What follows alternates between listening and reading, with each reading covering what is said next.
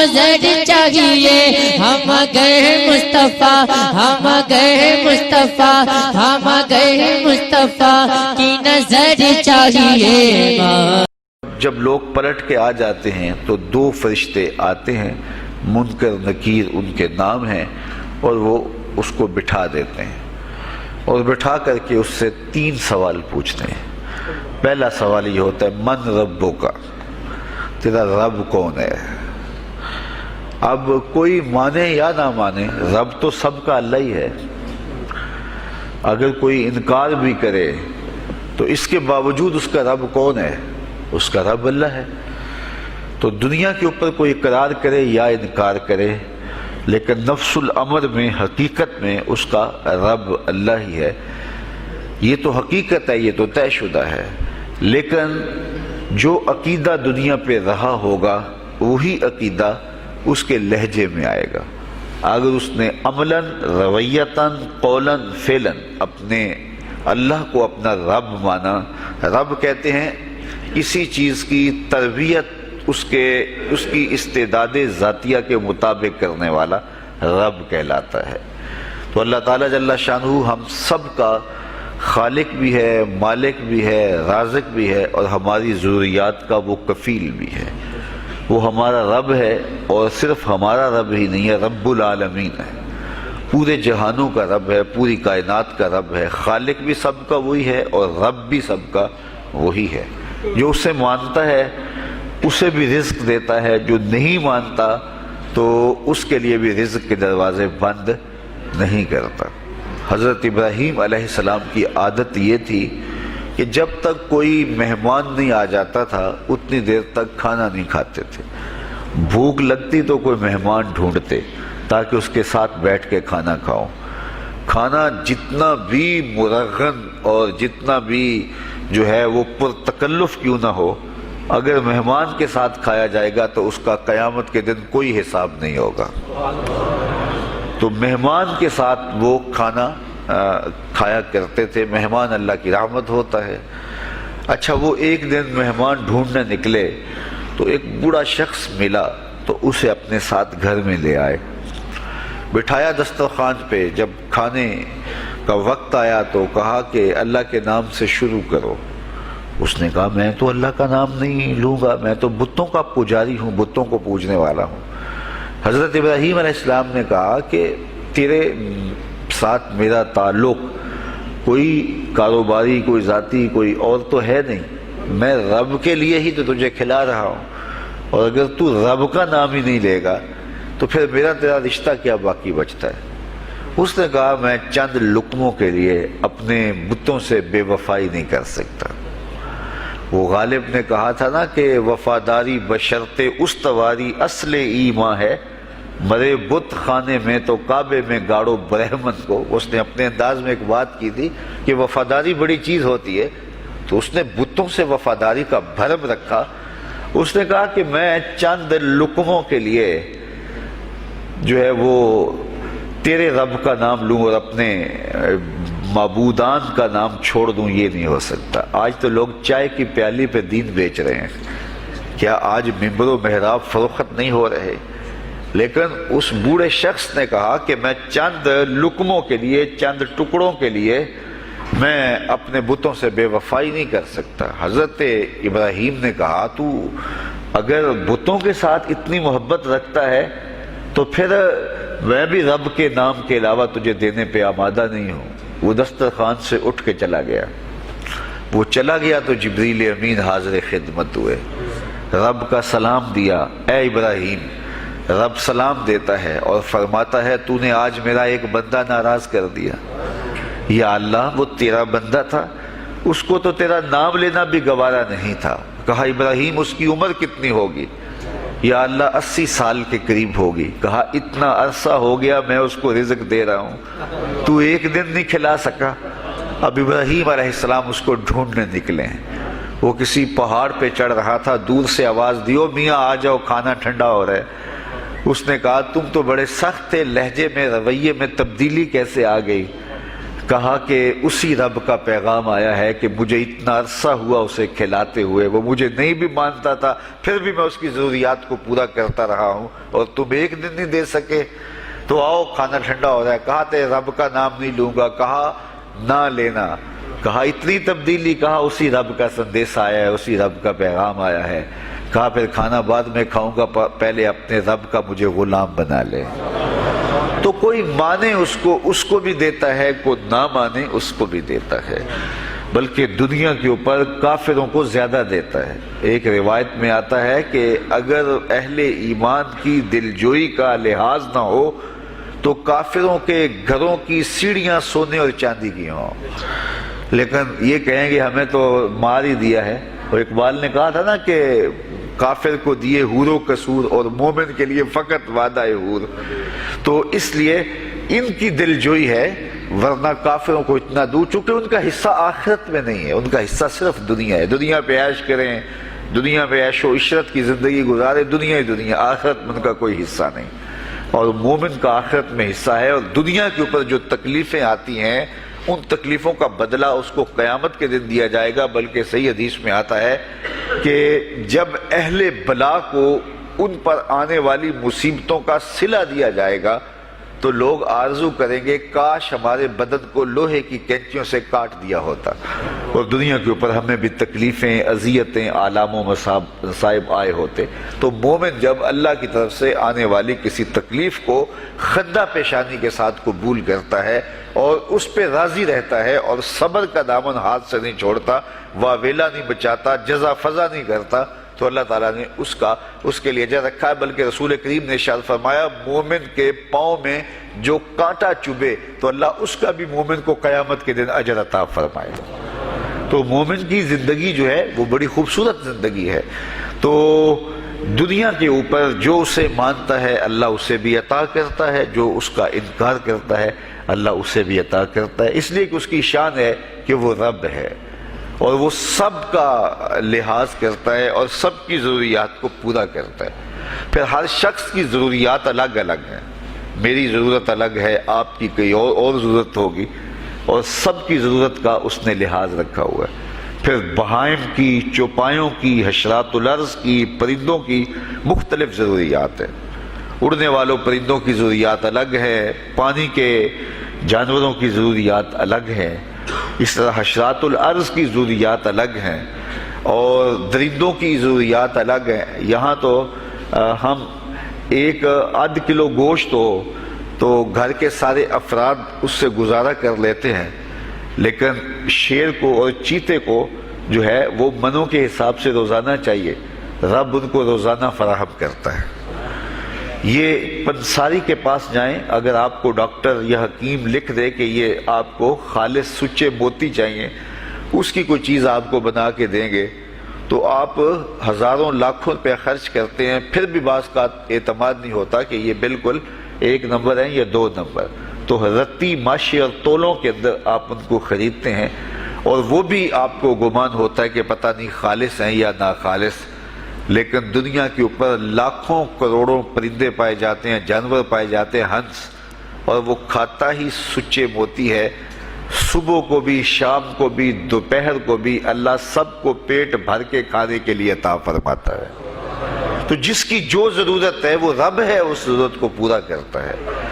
تو ہم اگر اللہ تعالیٰ کو رب مان لیں حقیقی معنوں کے اندر تو ہماری زندگی کی پریشانیاں، ہماری زندگی کے دکھ مٹ جاتے ہیں۔ مصیبتیں اس وقت آتی ہیں اور اس وقت پریشانی لگی رہتی ہے، دھڑکا لگا رہتا ہے کہ جب انسان جو ہے وہ سمجھتا ہے کہ میں ہی جو ہے وہ کچھ کرنے والا ہوں۔ وَمَا مِن دَابَّةٍ فِي الْأَرْضِ إِلَّا عَلَى اللَّهِ رِزْقُهَا، زمین پر چلنے والی، رینگنے والی کوئی چیز نہیں جس کا رزق اللہ کے ذمہ کرم پہ نہ ہو۔ تو جب انسان اس عقیدے کو اپنی روح میں، اپنے باطن میں اتار لیتا ہے تو پھر اس کی زندگی سوکھی ہو جاتی ہے کہ وہ میرا خالق بھی ہے اور وہ میرا رب بھی ہے، اور یہ یقین انسان کی زندگی کے اندر اعتماد، روشنیاں اور توکل بھر دیتا ہے۔ بلکہ ایک حدیث میں آیا کہ جس طرح توکل کرنے کا حق ہے اگر وہ تم ادا کرو تو اللہ تمہیں ایسے رزق عطا فرمائے جس طرح پرندوں کو عطا فرماتا ہے۔ وہ جب صبح نکلتے ہیں تو ان کے پیٹ خالی ہوتے ہیں اور انہیں پتہ نہیں ہوتا کہ کہاں سے رزق مل رہا ہے، اور جب وہ شام کو آتے ہیں تو ان کا پیٹ بھرا ہوا ہوتا ہے۔ بند توکل پنچھی اڑ دے خرچ نہ پلے زیرا ہو، سلطان بہو فرماتے ہیں کہ انہیں کوئی نہیں پتا ہوتا کہ فلاں جگہ پہ جانا ہے، لیکن کبھی ایسا نہیں ہوا کہ وہ بھوک سے مر گئے ہوں اور انہیں کچھ ملا نہ ہو، تو وہ خالی پیٹ کبھی نہیں آتے۔ وہ اللہ تعالیٰ ان کو رزق نصیب فرماتا ہے، وہ سب کا رب ہے۔ تو اگر ہم اپنے رویے سے، اپنے عمل سے، اپنے عقیدے سے واقعی اللہ کو رب مانتے ہیں تو پھر قبر میں جب سوال ہوگا من ربوں کا، تیرا رب کون ہے، تو پھر کبھی بھی جواب دیتے جھجک محسوس نہیں ہوگی۔ بندہ عرض کرے گا رب اللہ، میرا رب اللہ ہے اور میں اسی کو اپنا رب مانتا ہوں، میری ضروریات کی کفالت بھی اسی کے ذمہ کرم پہ، اور میرا تیقن، میرا یقین کہ وہ میرا رب ہے۔ یہ پہلا سوال ہوگا۔ دوسرا سوال قبر میں ہوگا، اور وہ یہ ہوگا کہ ما دینوں کا، تیرا دین کون سا ہے؟ مختلف ادیان دنیا کے اوپر موجود ہیں، لیکن اسلام کے بعد اب کسی اور دین کو قبول نہیں کیا جائے گا۔ ارشاد فرمایا کہ اللہ تعالیٰ اسلام کے علاوہ کسی اور دین کو قبول نہیں کرے گا۔ تو یہ اگر میں اپنے عمل سے، اپنے رویے سے، اپنے طرز زندگی سے، اپنے انداز معاشرت سے اسلام کو اپنے اوپر غالب کر لیا تو پھر قبر میں جواب دیتے ہوئے کوئی جھجک محسوس نہیں ہوگی۔ بندہ عرض کرے گا کہ دینی الاسلام، میرا دین اسلام ہے، میرا طرز زندگی، میرا انداز معاشرت، میرا سبھی کچھ اسلام کی مطابقت میں تھا اور میں اسی کو اپنا دین مانتا ہوں، صرف زبان سے نہیں، اپنے رویے سے بھی، اپنے طرز زندگی سے بھی، اپنے انداز معاشرت سے بھی۔ تو یہ جو ہم اسلام کے دائرے میں داخل ہوتے ہیں اور ہم اپنے دین کو اسلام قرار دیتے ہیں تو دین انسان کی زندگی کے تمام شعبوں پر حاوی ہوتا ہے، اور اس کا طرز زندگی، اس کا انداز معاشرت اس کی مطابقت میں ہونا چاہیے۔ تو قبر میں یہ سوال پوچھا جائے گا کہ تیرا دین کیا ہے، باوجود کہ اللہ تعالیٰ جل شانہ کو پتہ ہے کہ اس کا دین کیا تھا، اللہ کو پتہ ہے کہ یہ کس کو رب مانتا تھا، لیکن قبر میں یہ سارا سلسلہ ہوگا، اور صحیح احادیث کے اندر ان سوالوں کا تذکر آیا ہے کہ یہ سوال پوچھے جائیں گے کہ تیرا دین کیا ہے۔ اب اس نے اگر اپنا طرز زندگی، اپنا انداز معاشرت اسلام کی مطابقت میں رکھا ہوگا اور دین کو اس نے دین سمجھا ہوگا، اسلام کو ہی اپنا دین عملاً، رویتاً، ہر خوشی غمی کے موقع پہ اس نے اسلام کو ہی ترجیح دی ہوگی، تو پھر اس کو کوئی جھجک نہیں ہوگی جواب دیتے ہوئے کہ میرا دین اسلام ہے۔ میرے شب و روز، میری زندگی کے نشیب و فراز، میری زندگی کی کا ہر گوشہ جو ہے وہ اسلام کی مطابقت میں گزرتا تھا، تو پھر وہ سیدھا سیدھا جواب دے گا دینی الاسلام۔ اس لیے ہمیں اس سوال کی تیاری بھی کرنی چاہیے کہ ہماری نجی زندگی ہو یا ہماری اجتماعی زندگی ہو، ہماری گھریلو زندگی ہو یا ہماری معاشرتی زندگی ہو، ہماری ذاتی زندگی ہو یا ہماری سیاسی زندگی ہو، ہماری جس طرح کی بھی زندگی کے جو بھی شعبہ جاتے ہیں سب میں ہم دین کو غالب کریں۔ ہم صرف مسلح کے مسلمان نہ بنیں کہ 5 نمازیں پڑھ لیں اور ہم کہتے ہیں مسلمان ہیں، روزے رکھ لیے، تراویح پڑھ لی اور ہم نے جو ہے وہ زکوٰۃ دے دی اور حج کر لیا، تو اس سے ہم مطمئن ہو گئے کہ ہم مسلمان ہیں۔ اسلام ایک مکمل اور اکمل اور کامل ضابطۂ حیات ہے، اپنے ماننے والوں کو زندگی گزارنے کا پورا اسلوب اور مکمل کامل رہنمائی دیتا ہے۔ ہم نے ہمسایوں کے ساتھ سلوک کیسے کرنا ہے یہ ہمیں اسلام بتاتا ہے، ہم نے بیوی کے ساتھ سلوک کیا کرنا ہے یہ ہمیں اسلام بتاتا ہے، اولاد کی تربیت کیسے کرنی ہے اسلام کی واضح تعلیمات ہیں، ہم نے سفر کرنا ہے تو انداز سفر کیا ہونا چاہیے اسلام نے ہمیں بتایا، کاروبار کرنا ہے تو ہم جو ہے وہ کیا کاروبار کو مارکیٹ سے سیکھیں گے یا اللہ اس کے رسول سے سیکھیں گے، تو ہمیں اللہ اس کے رسول نے واضح 2 ٹوک اور سیدھے سیدھے احکام دیے ہیں کہ تم جب کاروبار کرو تو تم جو ہے وہ اس انداز کے ساتھ کاروبار کرو، کم نہیں تولنا، کم نہیں ناپنا، جھوٹی قسم نہیں کھانی، سود نہیں لینا، تو یہ ساری چیزیں ملاوٹ نہیں کرنا، ایک ایک چیز جو ہے وہ اسلام نے ہمیں فراہم کی ہوئی ہے۔ تو پورا دین جو ہے جب ہم اختیار کریں گے، ہمارے رویے، ہمارا طرز زندگی، ہمارا انداز معاشرت جب دین اسلام کے مطابق ہوگا تو قبر میں اس سوال کا جواب دینا ہمارے لیے کوئی مشکل نہیں ہوگا۔ اور اگر ہمارا طرز زندگی کچھ اور طرح کا ہوگا تو کیا صرف یہ کہہ دے کہ ہم مسلمان ہیں؟ یہ تو پھر ایک کافر بھی کہہ سکتا ہے کہ میرا دین اسلام ہے، ایک منافق بھی کہہ سکتا ہے کہ میرا دین اسلام ہے، لیکن ایسا نہیں ہوگا۔ جو ہماری کیفیت قلب ہوگی قبر میں اس کا جواب اس کی مطابقت میں آئے گا۔ وہاں یہ دنیا کے معاملے یا دنیا کی یادداشتیں نہیں ہوگی، وہاں کیفیت قلب کے مطابق جواب دیا جائے گا۔ یہ کافر جواب نہیں دے سکے گا کہ میرا رب اللہ ہے، چونکہ وہ عمل سے، رویے سے اس کو اپنا رب نہیں مانتا ہے، تو حقیقتاً تو اس کا رب اللہ ہے، لیکن وہ یہ جواب نہیں دے پائے گا۔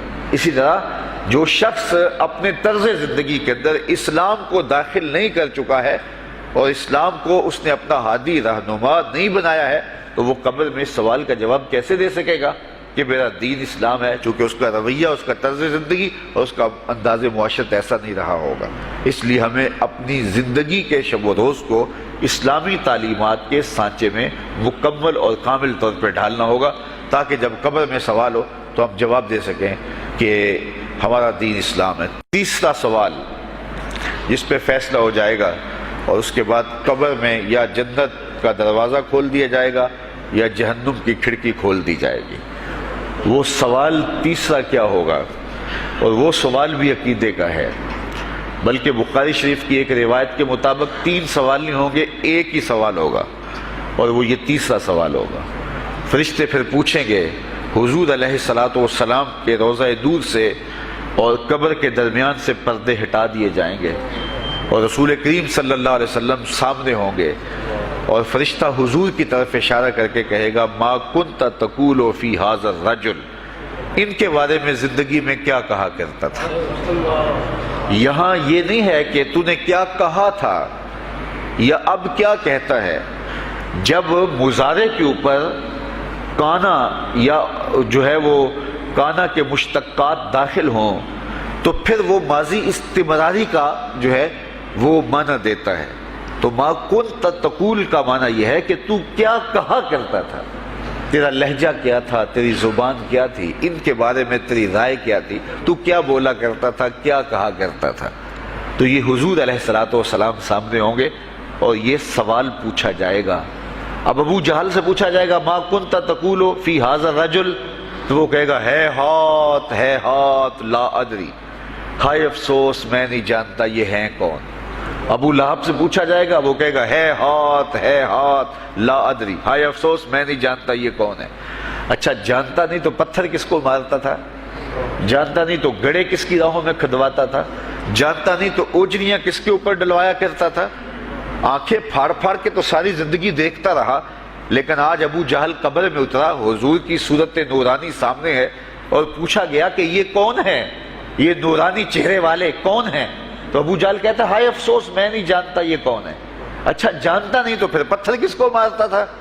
اللہ اکبر۔ اور 14 صدیاں گزرنے کے بعد ایک مومن لحد میں اترتا ہے اور پردے ہٹا دیے جاتے ہیں، اور منکر نکیر سوال کرتے ہیں عامر چیمہ بتا یہ کون ہے؟ وہ کہتا ہے پیچھے ہٹو، پہلے پائے ناز کو بوسہ تو کر لینے تو، میں تو مر کے پہنچا ہوں یہاں اس دل ربا کے واسطے، یہ تو میرے بخت جاگے کہ وہ میری قبر میں آئے۔ وہ کسی شاعر نے کہا نا کہ آئے وہ میرے مزار پہ گھونگھٹ اتار کے، آئے وہ میرے مزار پہ گھونگھٹ اتار کے، مجھ سے تو نصیب اچھے ہوئے میرے مزار کے، یہ تو بخت سنور گئے کہ وہ میری قبر میں آئے۔ شیخ عبدالحق محدث دہلوی علیہ رحمہ لکھتے ہیں کہ جب سے یہ سنا ہے کہ قبر میں حضور آئیں گے، پتہ نہیں موت کہاں مر گئی ہے، جی چاہتا ہے زندہ ہی قبر میں چلے جائیں۔ تو وہ کہے گا پہلے مجھے پائے ناز کو بوسہ تو کر لینے دو، میں تو زندگی کے بھر میں انتظار ان کا کرتا رہا، اور ان کے بارے میں پوچھ رہے ہو یہ کون ہے؟ ساری زندگی پیر مہر علی شاہ نقشہ بتاتے رہے، مکھ چند بدر شاہ شانی ہے، متھے چمک دی لاٹ نورانی ہے، کالی زلف تے اکھ مستانی ہے، مخمور رکھی ہند مد بھریاں۔ تو وہ فوراً جواب دیتا ہے یہ تو وہی میرے آقا و مولا ہیں جن کے لیے ساری زندگی تڑپتا رہا اور ان کی زیارت کی آرزوئیں اور تمنائیں کرتا رہا۔ اچھا ابو جہل ساری زندگی دیکھتا رہا تو وہ تو جواب نہیں دے پائے گا، وہ کہتا ہائے افسوس میں نہیں پہچانتا یہ کون ہے، ہاتھ لا ادری، مجھے نہیں پتا۔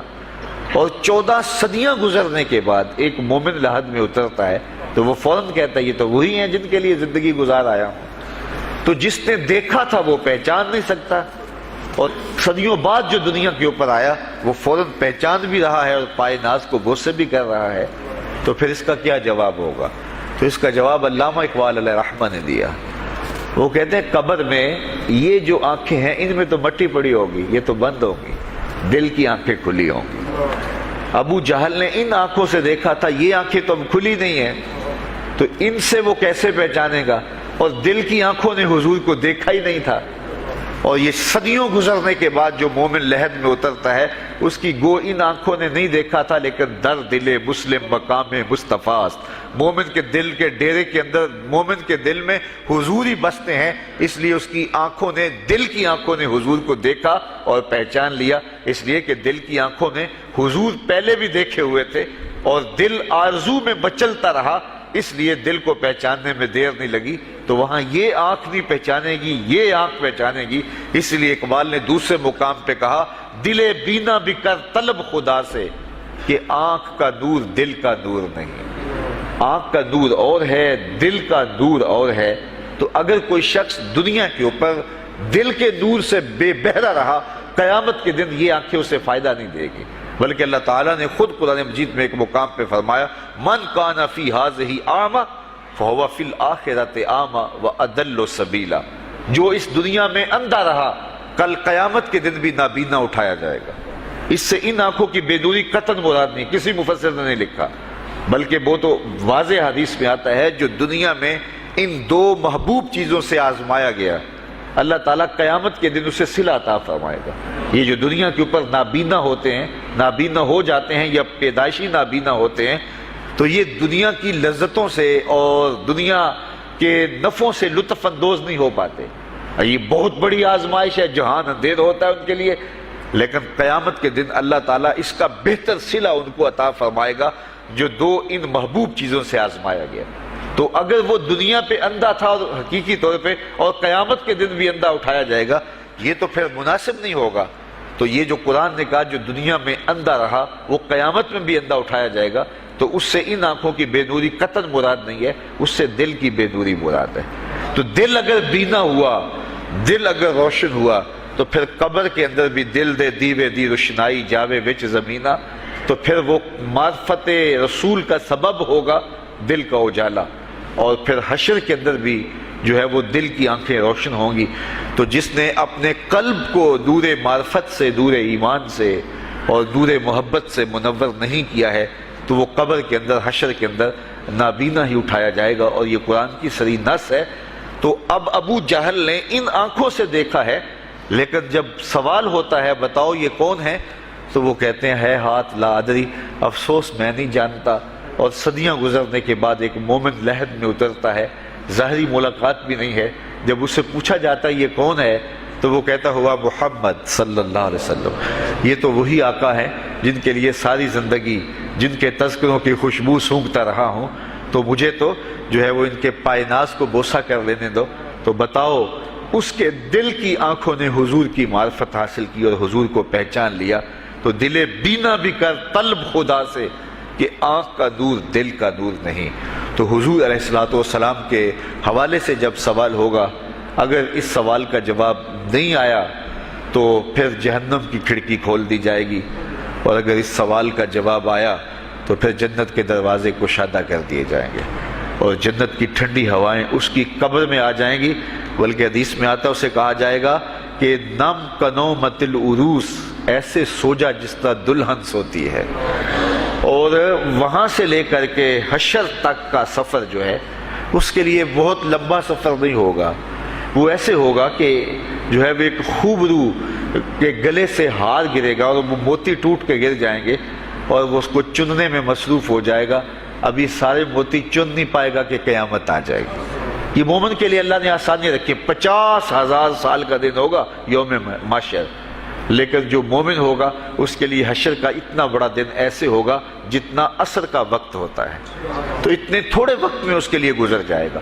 تو یہ 3 سوال قبر میں پوچھے جانے ہیں، ہر شخص سے پوچھے جانے ہیں، مومن سے بھی پوچھے جانے ہیں اور کافر سے بھی اور منافق سے بھی۔